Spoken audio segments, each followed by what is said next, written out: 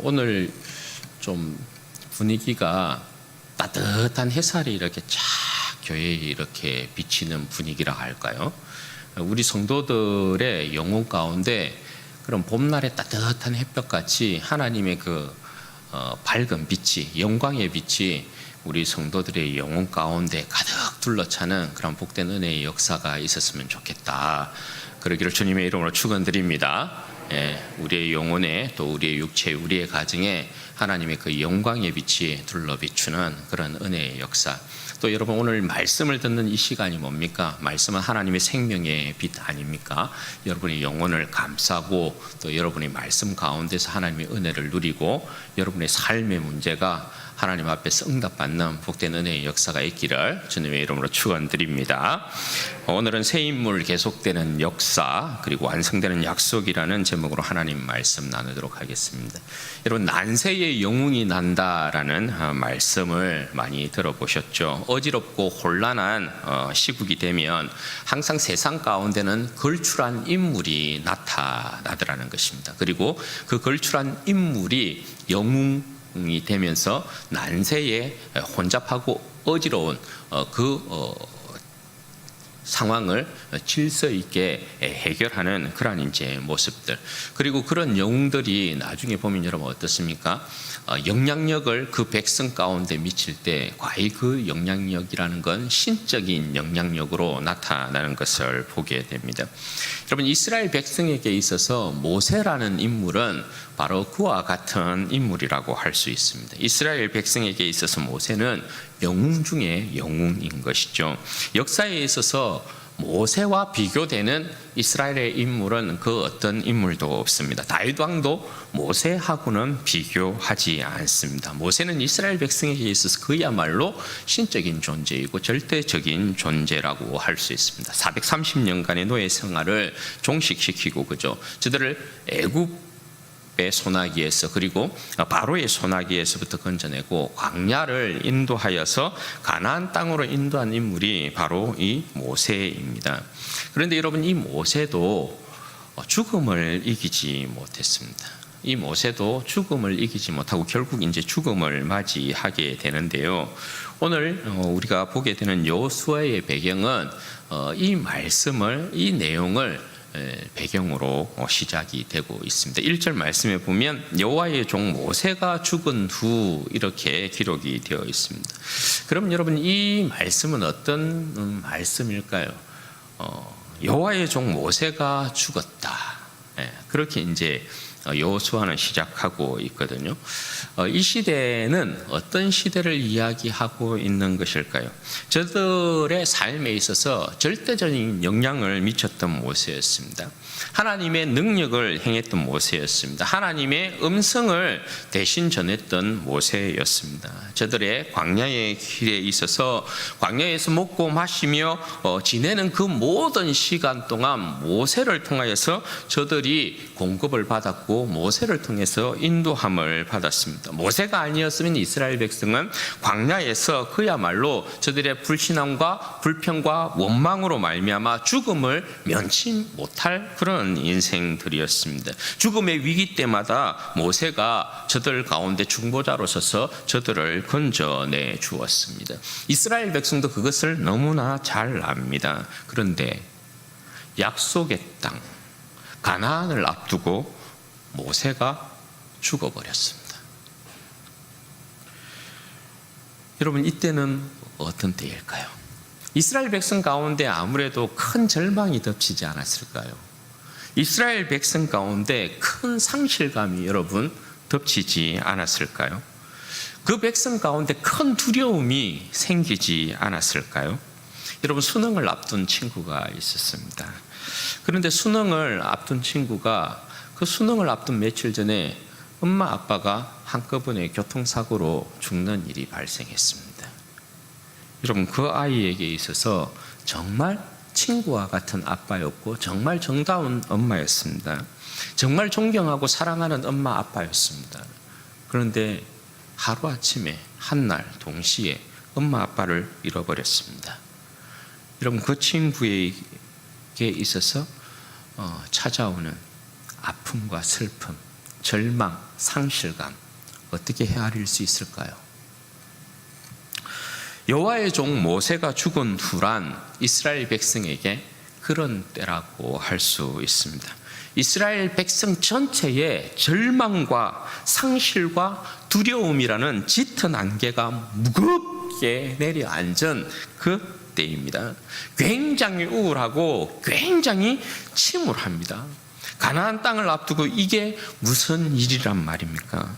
그런데 여러분, 그 분위기를 도무지 두고 볼 수 없는 분이 계십니다.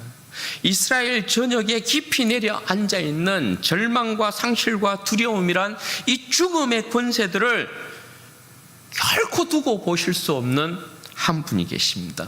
여러분, 그분이 누굽니까? 이스라엘의 하나님 여호와이십니다. 여러분, 따라서 여호와 하나님께서 그 백성에게 말씀하기 시작하십니다. 여러분, 여호와의 말씀은 생명의 빛 아닙니까? 여호와께서 말씀하셨다라는 것은 저들 가운데 내려 앉아 있는 짙은 죽음의 안개를 몰아내기 시작하셨다라는 말씀인 거죠. 창조의 능력이신 말씀의 빛이 죽음의 그 어두움들을 몰아내기 시작합니다. 모세에게 말씀하셨던 하나님이 오늘 특별히 누구에게 여러분 말씀하기 시작합니까? 누구에게 말씀하고 있습니까? 새로운 인물, 모세에게 말씀하셨던 하나님이 새로운 인물에게 오늘 말씀합니다. 그 이름이 여러분, 그 이름이 누구입니까? 여호수아입니다. 하나님께서 모세의 수종자 눈의 아들 여호수아에게 오늘 말씀하고 계십니다. 이스라엘 백성 그 누구보다도 어떻게 보면 가장 큰 절망과 가장 큰 상실과 가장 큰 두려움에 여러분 사로잡혀 있었을 사람이 누구였을까요? 여호수아 아니었겠어요? 항상 모세와 함께 했던 사람이 여호수아였잖아요. 그런데 그렇게 그 인생에 있어서 절대적인 존재였던 모세가 죽었단 말입니다. 그러니까 아무래도 이스라엘 백성 가운데 가장 큰 절망과 상실과 두려움을 느꼈을 사람은 바로 여호수아라고 할 수 있는 거죠. 여호수아 가운데 아마 모르긴 몰라도 정말 큰 두려움이 찾아왔을 거예요. 이제 어떻게 하나? 이제 이 코가 세고 목이 고든 이 이스라엘 백성을, 이 백성들을 이제 누가 인도할까? 누가 이 백성을 거룩하신 하나님, 질투하시는 하나님으로부터 이 백성을 지켜낼 수 있을까? 누가 과연 모세와 같이 하나님의 능력으로 이 백성을 가나안 땅으로 인도할 수 있을 것인가? 정말 여호수아는 하늘이 무너지는 것 같은 그런 캄캄함을 느꼈을 것 같아요. 그런데 여러분, 그런 그에게 하나님께서 말씀하십니다. 하나님의 말씀이 그 여호수아에게 임하고 있습니다. 하나님의 말씀, 새로운 창조의 능력이 여호수아에게 임하였다는 것은요, 여호수아를 이제 더 이상 모세의 수종자로서 깊은 절망과 상실감과 떨고 있는 인생으로 두신다라는 것이 아닙니다. 이제 하나님의 말씀이 그에게 임하셨다는 것은 그 안에 자리 잡고 있는, 그 내면 안에 자리 잡고 있는 깊은 두려움을 하나님께서 물리치기 시작하면서 더 이상 여호수아를 모세의 수종자가 아닌 모세의 후계자로 부르고 계시다라는 것을 말씀하는 것입니다. 하나님께서 모세의 후계자로 새롭게 지명하여 부르신 이가 바로 여호수아라는 것을 말씀하는 것입니다. 모세 생전 모세의 수종자로서 그렇게 모세의 뒤를 따라갔던 여호수아가 더 이상 아닙니다. 이제 모세의 후계자로서 여호수아인 것입니다. 따라서 여러분 2절에서 4절 말씀을 보시면 하나님께서 모세에게 주었던 약속의 이 말씀을 여호수아에게 그대로 다시 반복해서 주고 있는 것을 보게 됩니다. 그러니까 이제부터 여호수아는 또 다른 모세인 것이고, 또 다른 모세로 부름받은 여호수아는 하나님의 구원 역사에 있어서는 모세보다도 사실은 더 영광스러운 위치에 서는 것이라고 할 수 있습니다. 여러분 왜 그렇습니까? 이스라엘 백성에게 직접적으로 가나안 땅 안식을 선물하는 사람은 모세가 아니라 여호수아이기 때문에 그런 것입니다. 모세는 아무리 이스라엘 백성 가운데 정말 비교할 수 없는 절대적인 존재이고 가치였지만 여호수아가 이스라엘 백성에게 가나안 땅을 분배해 준 것은 아닙니다. 그러니까 구원 역사에 있어서의 여호수아는 모세보다도 더 월등한 위치에 있는 사람이에요. 결국 하나님께서 이 여호수아를 통하여서 이스라엘 백성에게 가나안 땅을 기업으로 주시기 때문에 그런 것입니다. 여러분 그런데 여호수아의 입장에서 한번 생각해 보자고요. 여호수아의 입장에서 자신에게 임한 하나님의 말씀이 여러분 어땠을까요?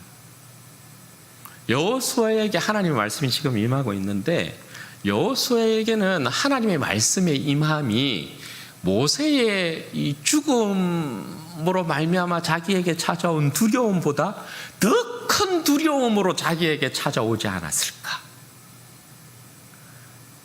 그런 생각 여러분 안 드십니까? 왜냐하면 여호수아 아직 정리가 안 됐거든요. 이 모세의 죽음으로 인한 충격이 채 가시기도 전이란 말이죠. 이 모세의 빈자리가 너무 크단 말입니다. 너무나 큰 인물 뒤에 서 있는 사람은 항상 그런 부담이라는 걸 느끼잖아요. 그런데 여러분 그 뒤를 잇는 후계자로 하나님께서 그 자신을 택했단 말입니다. 입장 바꿔서 여러분 같으면 여러분은 어떡하겠어요? 하나님의 말씀이 딱 임할 때 아싸! 하나님 땡큐 합니다. 드디어 저에게 기회를 주시는군요. 제가 한번 해보겠습니다. 여러분 이렇게 하겠습니까? 아니면 하나님 제가요? 감히 제가요? 하나님 이건 아닙니다. 이건 아닙니다. 저는 못합니다. 저는 못합니다. 이건 아니잖아요. 이건 아니잖아요. 이렇게 하시겠습니까? 자, 전자, 후자. 저도 후자. 그럴 것 같아요. 그렇고 여러분 이게 쉬운 어떤 부름은 아니었을 것 같다라는 거예요. 그런데 여러분 감사하게도 하나님께서 여호수아의 이 두려운 마음을 너무나 잘 아셔요. 그래서 여러분 5절에서 9절 말씀을 보시면 온통 여러분 여호수아의 마음 가운데 자리 잡고 있는 여호수아의 마음을 지배하고 있는 두려움과 떨림, 불안, 근심, 걱정을 물리치는 위로의 말씀으로 가득 차 있어요. 5절에서 9절 말씀이 전부 그런 말씀이에요. 여러분 세 가지 내용으로 조금 정리해 볼 수 있겠는데요. 첫째는 이거예요. 5절 말씀에 내가 모세와 함께 있었던 것처럼 너와 함께 하겠다 이런 약속의 말씀을 주고 계세요. 여러분 여호수아는 보았죠. 무엇을요? 하나님께서 모세와 함께 하심으로 모세 생전에 하나님께서 모세와 어떻게 함께 하셨는지를 여호수아는 너무나 똑똑히 보았어요. 너무나 가까이서 보았어요. 모세를 통해서 하나님께서 능력을 해가고 모세를 통하여서 대적을 물리치고 모세의 기도를 들으시고 일하시고 그 백성을 용서하시고 대적들을 물리친 것을 여호수아는 똑똑히 보았어요. 모세를 대적할 자가 없다라는 것을 여호수아는 옆에서 똑똑히 지켜보았어요. 그러니까 하나님께서 어떻게 말씀하셔요? 내가 모세와 함께 있었던 것처럼 너와 함께 하겠다. 모세와 함께 했던 것처럼 내가 너와 함께 하겠다. 모세와 함께 하신 하나님께서 나와도 함께 하신다고? 뭔가 좀 위로받지 않았을까요? 그죠? 그게 첫 번째. 그리고 두 번째 6절 말씀에 보면 강하고 담대하라 그렇게 하나님께서 말씀하고 계셔요. 여러분 강하고 담대하라 무슨 말씀입니까? 싸움에서 이길 것이니까 가나안 땅을 너를 통해서 이스라엘 백성에게 줄 것이니까 강하고 담대하라, 그렇게 말씀하는 거예요. 그런데 여러분, 이 강하고 담대하라는 말씀이 네 안에 있는 불안을 떨쳐내고 네 스스로 강하고 담대해야 된다고, 너 스스로에게 주문을 외워야 된다, 이걸 여러분 말씀하고 있는 것이 아닙니다. 강하고 담대하라, 그렇게 하나님께서 말씀하시는 것은 너의 뒤에 서 있는 나를 믿으라는 거예요. 그리고 네 일에 있어서 앞장서서 먼저 일하는 나를 믿으라는 거예요. 그래야만 뭐예요? 강하고 담대할 수 있어요. 아무것도 가진 게 없는데, 아무런 능력이 없는데 강하고 담대하라고 말씀한다고 해서 내 안에 없는 강함과 담대함이 생기는 것이 아니잖아요. 그죠?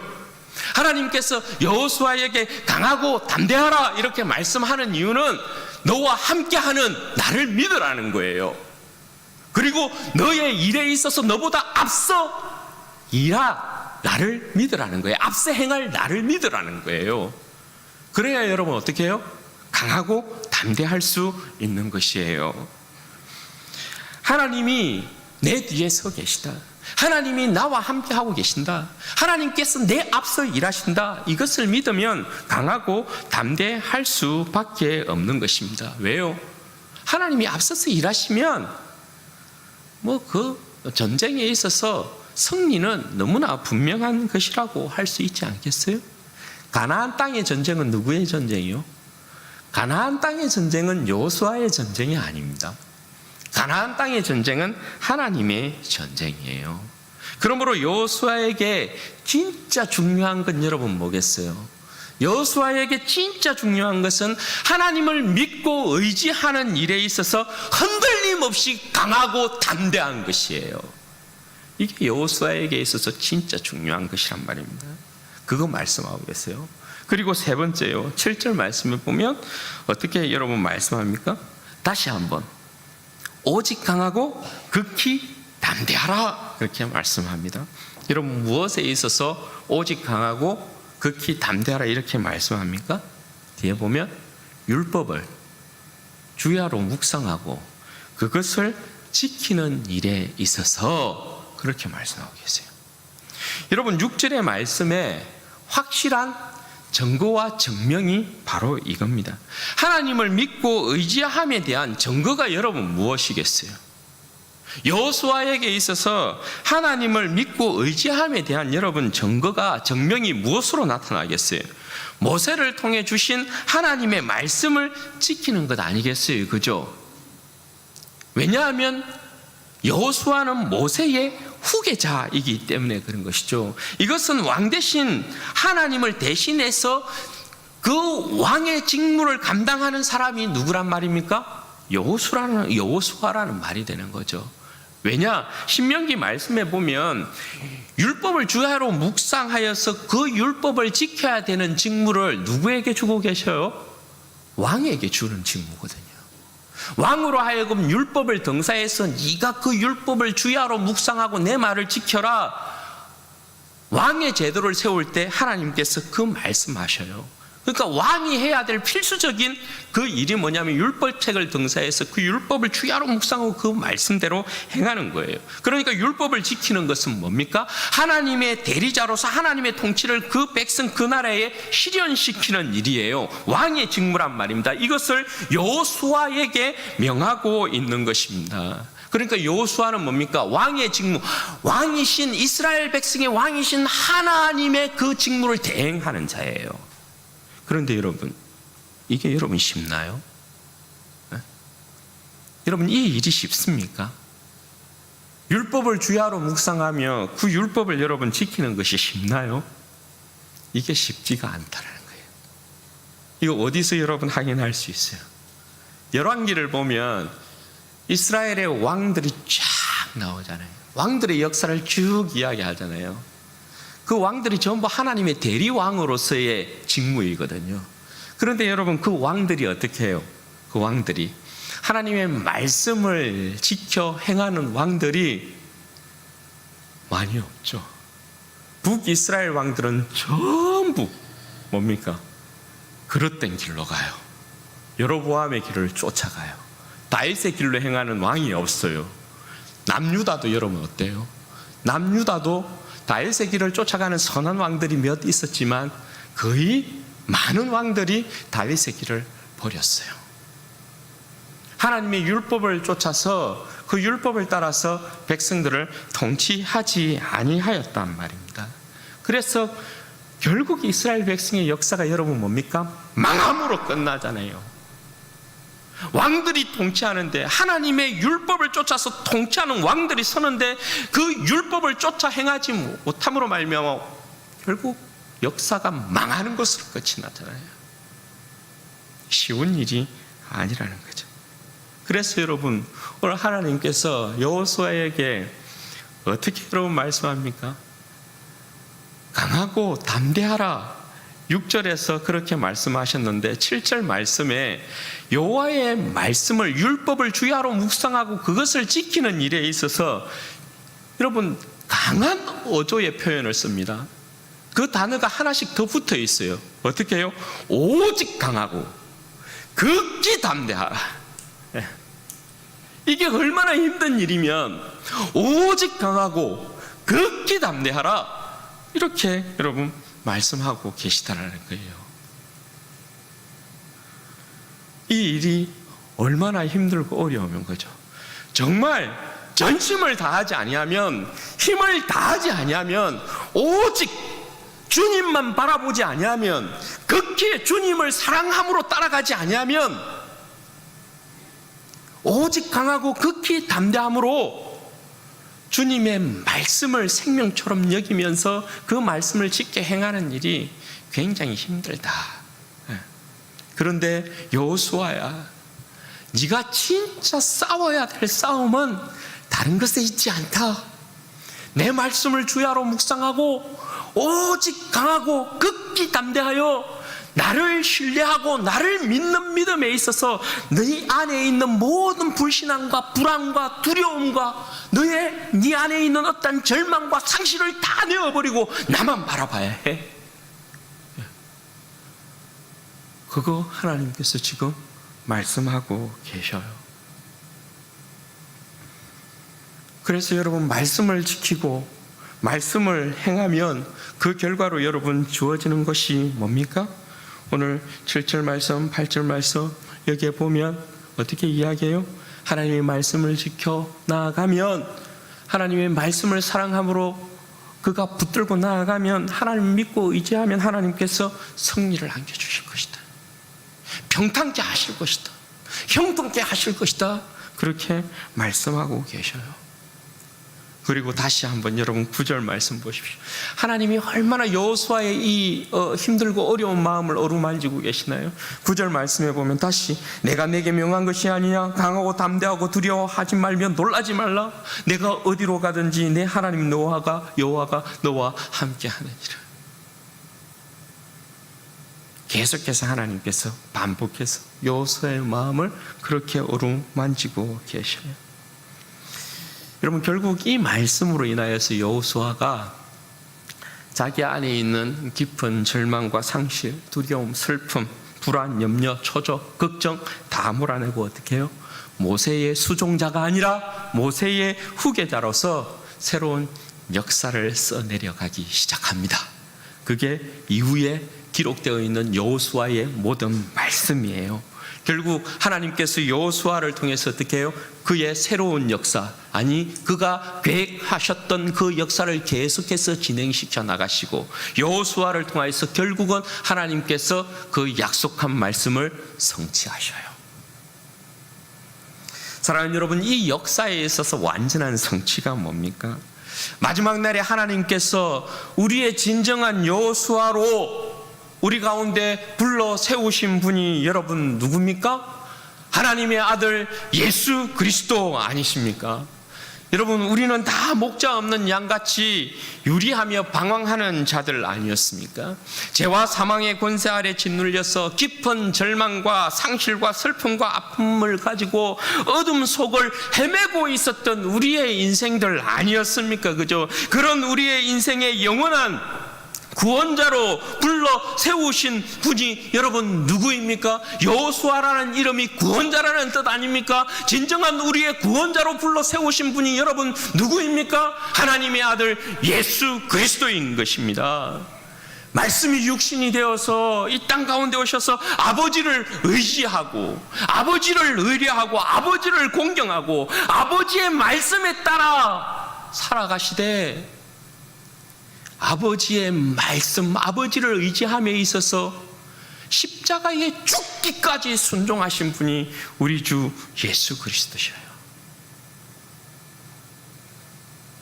그분이 우리의 구원자로 오셔서, 그죠? 우리의 죄와 허물을 짊어지시고 죄와 싸워서 결국 어떻게 합니까?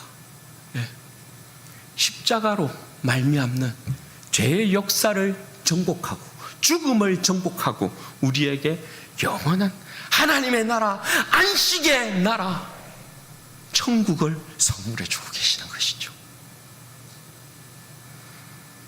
그러니 여러분, 우리의 새로운 여호수아가 누굽니까?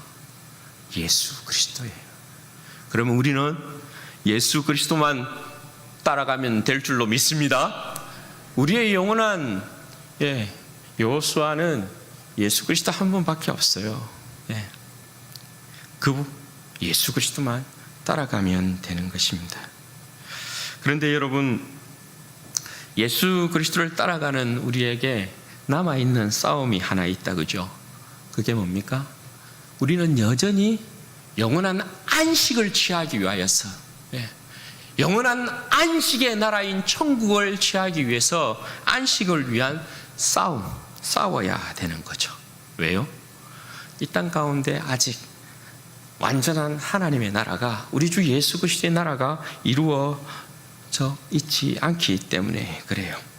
그런데 여러분, 우리가 안식을 위한 싸움을 살아갈 때 우리의 인생도 살아가다 보면 모세가 죽은 후에 그 상황을 맞닥뜨리게 되잖아요. 우리의 인생에 있어서 정말 기둥과 같은 존재, 갑작스런 아버지의 부재가 일어나기도 하고요, 갑작스런 어머니의 부재가 일어나기도 하고, 갑작스럽게 내 남편이 떠나기도 하고, 갑작스럽게 내 아내가 먼저 떠나기도 하고요, 내 자식이 먼저 떠나기도 하고, 이 모양 저 모양의 부재를 느끼는 때가 있습니다.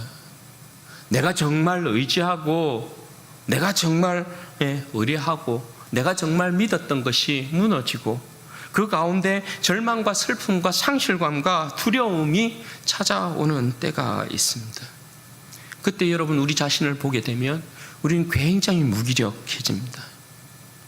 그 안에서 무기력한 내 자신의 모습을 보면서 내 삶이 점점점 무너지는 것을 여러분 경험하게 돼요. 그때 여러분, 우리는 어떻게 일어나야 됩니까?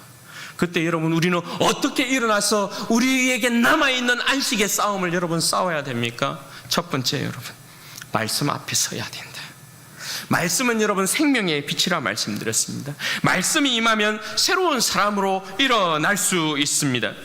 여러분, 말씀이 우리 가운데 임하면 내 안에 있는 모든 어두움을 벗겨내고 빛의 사람으로 새롭게 될 수 있습니다. 여러분, 여호수아가 그랬듯이 우리의 인생에 하나님의 말씀이 임하게 되어지면 우리가 더 이상 수종자로 머무는 것이 아니라 후계자로서 우리의 인생이 새롭게 변화될 수 있다는 것입니다. 여러분, 이것이 말씀으로 말미암는 하나님의 능력 아닙니까? 말씀의 빛이 우리 가운데 임하면 반드시 여러분 그런 역사가 일어난다라는 것입니다. 모세의 죽음이 여호수아를 비롯하여 이스라엘 백성에게는 절망과 이 상실을 안겨 주었는지는 몰라도요, 하나님은 하나님의 시각에서 보면은 여러분 뭐예요? 모세의 죽음이 절망과 상실에 대한 문제가 아니에요. 하나님의 입장에서 보면 오히려 모세의 죽음이라는 것이 여호수아라는 새로운 인물을 세워서 하나님의 그 약속을 성취하게 만든단 말입니다. 하나님과 인생의 생각은 달라요. 우리는 모든 것이 무너진 것 같지만 우리의 인생에 있어서 절망이 찾아오면 우리는 아무것도 못하는 무기력함 가운데 그냥 내 인생이 별 볼 일 없다라고 생각하지만 아니요. 하나님의 생각은 달라요. 하나님의 생각은 그 가운데 하나님의 말씀이 우리 가운데 임하고 하나님의 말씀이 우리의 인생 가운데 임하게 되어지면 우리가 새로운 하나님의 창조의 능력으로 하나님의 뜻을 이루는 사람으로 세워질 수 있다는 거예요. 그러므로 끊임없이 여러분 우리는 어떻게 해요? 하나님의 말씀 앞에 우리의 영혼을 세워야 되는 것입니다. 하나님의 말씀이 내 영혼 가운데 생명의 빛으로 임함으로 말미암아 내 인생의 어두움을 다 벗겨내고 새로운 하나님의 백성으로 서게 되는 그 역사, 그걸 여러분 우리는 소망해야 되는 것이죠. 그리고 두 번째, 우리와 함께 하시는 하나님을 의지하고 더욱더 신뢰해야 합니다. 그때일수록. 왜냐? 왜 그렇습니까? 결국 우리의 인생에 있어서 이김을 주시는 분은 누굽니까? 우리 하나님이시기 때문에 그런 것입니다. 여러분, 내 인생의 승리가 내 인생의 능력에 달려 있지 않다는 걸 우리는 너무나 잘 압니다. 그죠? 가나안 땅을 앞두고 하나님께서 여호수아에게 전쟁 준비하라 이렇게 말씀하지 않고 계십니다. 아이러니하지 않습니까? 이 상황이 하나님께서 전쟁 준비하라 이렇게 말씀하지 않습니다. 왜요? 전쟁은 내 것이니까, 내게 속한 것이니까, 내가 할 테니까 이거잖아요. 네. 너는 네 인생 역시 내게 속했다라는 걸 알고 나를 믿고 신뢰하는 일에 있어서 더욱 힘쓰라. 그거 말씀하고 있는 것 아니에요? 우리는 우리 가운데 찾아오는 아픔과 절망과 상실과 두려움과 불안과 염려와 근심, 거기에 매일 때가 굉장히 많습니다. 아니요. 저도 그런 때가 굉장히 많은데요. 그때마다 생각합니다. 아니다. 여기에 내가 매몰되어서는 안 된다. 그래서 계속해서 내 영혼을 하나님을 바라보는 일에 있어서, 하나님을 믿고 신뢰하는 일에 있어서 내 영혼을 끌어올립니다. 아니, 문제를 바라보지 말자. 문제를. 하나님을 바라봐야 된다. 하나님을. 왜냐하면 문제 앞에 서면 내 자신이 그렇게 무능하고 무기력하고 어떻게 할 수가 없어요. 내 인생의 어떤 힘으로 해결할 수 있는 방법이 없어요. 그래서 하나님을 계속해서 바라봐요. 누가 내 인생의 싸움을 싸운다고요? 하나님이요. 하나님이 내 인생의 문제를 싸우게 하셔야 해요. 그래야 백전백승하죠. 내가 내 인생의 문제 앞에 서게 되면 필패예요, 필패. 주님을 믿고 신뢰하면 우리의 인생의 승패가 여러분 달려 있어요.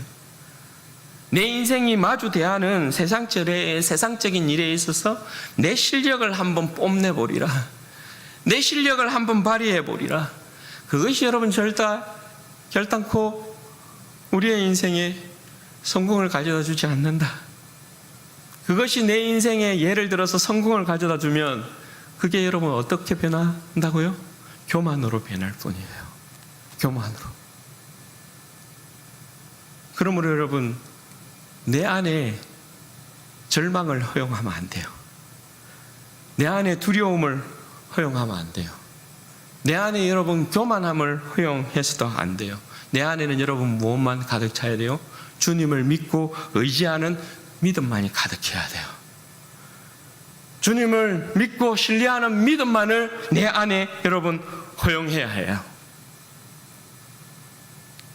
주님이 나와 함께 하시오죠. 주님이 내 일에 있어서 앞장서셔서 일하신다는 이 믿음이 있으면 우리는 강할 수 있고 담대할 수 있어요. 이 믿음이 있으면 우리는 강하고 담대할 수 있어요. 이 믿음이 있으면 우리는 세상에 대하여 용맹을 발할 수 있어요. 두려워하지도 놀라지도 무서워하지도 않을 수 있는 것입니다. 주님께서 여러분 이미 세상을 이기셨어요. 그 주님을 믿고 따라가면 돼요. 그리고 마지막으로 세 번째, 말씀을 묵상하며 지키는 일에 있어서 오직 강하고 극히 담대하자라는 것입니다. 이것은 여러분 하나님을 믿고 의지하는 일에 대한 확실한 우리의 증거가 되는 것이고, 우리가 하나님을 믿고 의지합니다라는 것에 있어서 완전한 증명이에요. 증명. 내가 주님을 의지하고 있습니다. 내가 주님을 신뢰하고 있습니다. 내가 주님을 믿고 있습니다. 무엇으로 증명하나요? 무엇으로? 시편 119편 22절에서 24절 말씀에 보면 시편 기자가 이렇게 고백해요. 내가 주의 교훈들을 지켰사오니 비방과 멸시를 내게서 떠나게 하소서.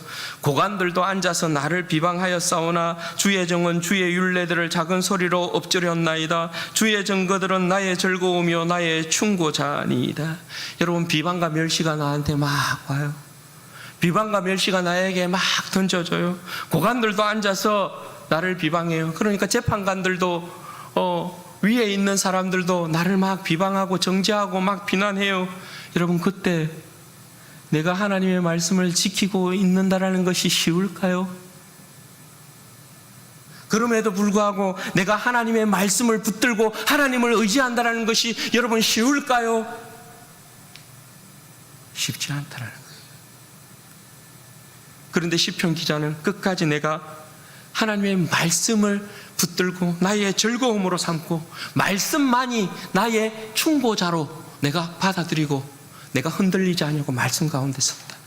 그렇게 고백해요. 그리고 58절과 60절에는 이렇게 이야기해요. 시편 119편 58절에서 60절. 내가 내 행위를 생각하고 주의 증거들을 향하여 내 발길을 돌이켜 싸우며 주의 계명들을 지키기에 신속히 하고 지체하지 아니하였나이다. 여러분, 이 고백은 뭘까요? 내가 내 행위를 생각하고 주의 증거들을 향하여 발길을 돌렸대요.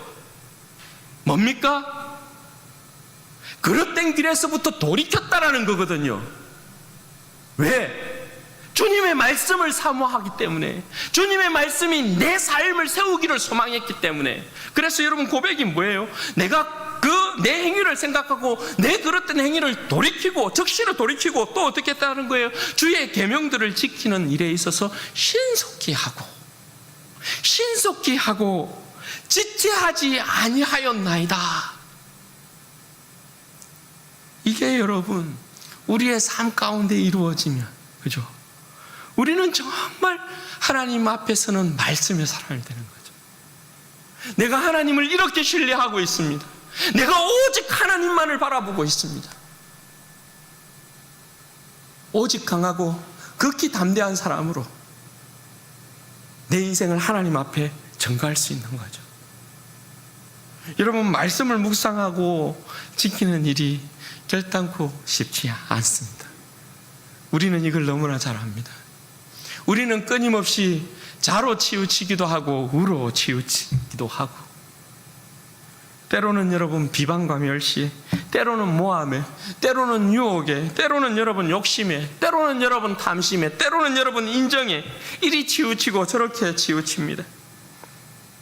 그래서 여러분 우리에게 필요한 게 뭐예요? 그래서 우리에게 필요한 게 오직이에요. 오직.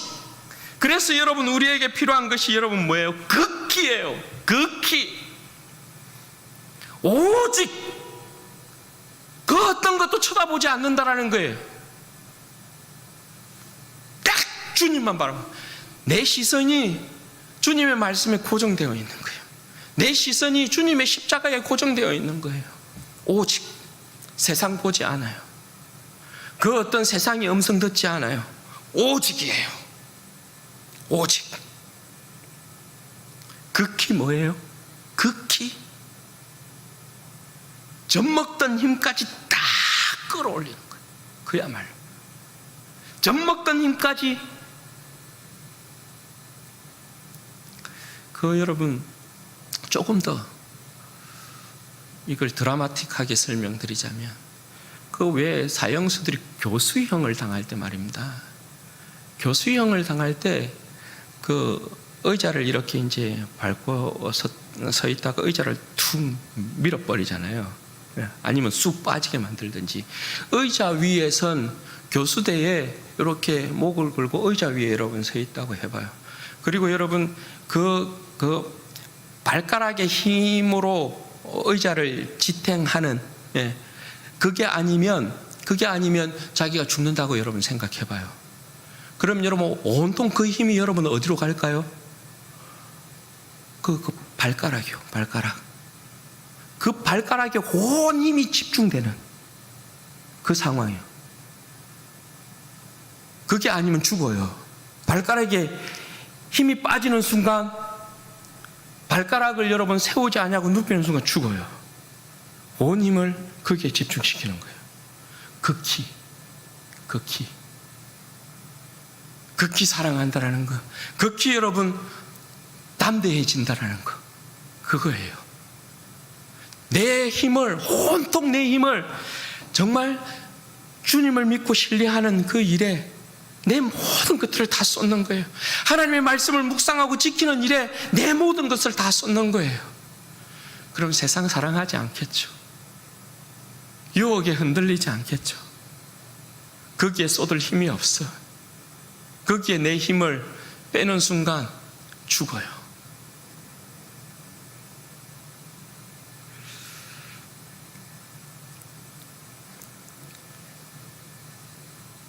여러분, 주님을 오직 사랑하고 극히 사랑하고, 주님의 말씀을 오직 사랑하고 극히 사랑하고, 그 가운데 여러분 우리가 오직 강하고 극히 담대해진다는 것은 진실로 여러분 우리가 이 세상과 타협하지 않는다는 것입니다. 다른 것에 신경 쓰지 않는다는 것입니다. 이것을 우리가 하나님 앞에 보이면 하나님께서 네가 진짜 나를 사랑하는구나, 네가 진짜 나를 의지하는구나, 하나님께서 우리에게 확인하게 될 것이에요. 저는 올 한 해가 우리 사랑하는 성도들에게 이것이 하나님 앞에 증명되기를 바라요. 내가 하나님 이처럼 내가 하나님을 사랑하고 있고요, 내가 하나님 이처럼 하나님을 의지하고 있고요, 내가 이처럼 하나님을 신뢰하고 있습니다. 주야로 하나님의 말씀을 묵상하는 일을 소홀히 하지 아니하고요, 주님의 그 말씀을 지키기를 힘쓰고 애쓰는 일에 있어서 내 마음을 오직 강하게 하고 내 마음을 극히 담대히 하고 있습니다. 하나님 보십시오. 이것으로 내가 하나님을 사랑하고 있다는 걸 증명하고 있습니다. 그래, 내가 너를 알고 있다. 그렇게 하나님 앞에 여러분 인정받는 올 2024년 3년 한 해가 되기를 주님의 이름으로 축원드립니다. 같이 한번 기도하도록 하겠습니다. 여러분 이 시간에 기도할 때 그렇게 여러분 기도하십시다. 여러분 우리의 인생을 위하여서 하나님께서 세우신 새로운 여호수아는 예수 그리스도예요. 예수 그리스도를 통하여서 하나님께서는 그의 역사를 여러분 계속해서 진행시키셨고 완성시키셨어요. 예수 그리스도를 따라가면 우리의 구원이 여러분 확실한 것입니다. 주님만 바라보게 하옵소서. 이걸 놓고 여러분 좀 기도했으면 좋겠고, 그리고 또한 하나님 우리의 상황 가운데 모세가 죽은 후와 같은 상황이 펼쳐지며 두려움과 절망과 상실이 우리의 심령 가운데 임하게 될 때 하나님 우리가 더욱더 하나님의 말씀 앞에 서게 하여 주옵소서. 말씀의 그 생명의 빛 앞에 서게 하여 주셔서 수종자가 아닌 더 이상 수종자가 아닌 후계자로서의 새로워지는 내 모습을 발견할 수 있도록 도와주시고, 말씀을 지킴에 있어서 강하고 담대한 인생 되게 하여 주옵소서. 내 인생에 승리를 주시는 분은 하나님이십니다. 하나님을 더욱더 의지하고 신뢰하는 인생 되어지게 하시고 오직 강하고 극히 담대한 인생 되어질 수 있도록, 그래서 하나님의 말씀을 묵상하며 주야로 묵상하고 그 말씀을 지켜 행하는 인생 되게 하여 주옵소서. 우리 주여 한번 부르짖고 기도하십시다. 주여